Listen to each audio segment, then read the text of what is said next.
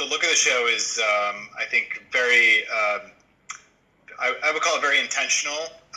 It's almost methodical. I didn't kill that kid, Ralph. When the facts are filled with coincidences, don't dismiss those coincidences.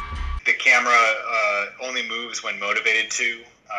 It's often still. We use a very shallow depth of field.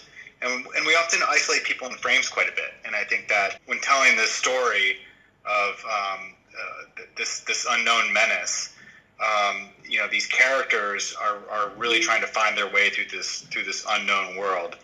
And so within that, we're always trying to isolate people in frames, trying to isolate them from backgrounds, isolate them with lighting. So this was a big part of the look of the show. All she's asking is that we keep an open mind. You keep your mind open. I'm just going to look for facts, evidence, dumb cop shit like that. The idea here was to always kind of keep the mystery alive. So photographically, what that meant was often hiding information or making the viewer really work for answers. So a lot of the choices were often around what to show and what not to show in frame. What exists in the darkness, what's in the background, what's not seen became really important. If you don't, I feel like something very bad is going to happen.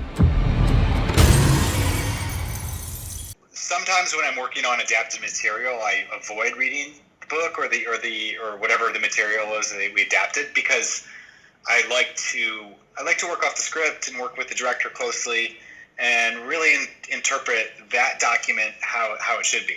Now, that being said, with The Outsider, I did read the book beforehand, just because I was so curious.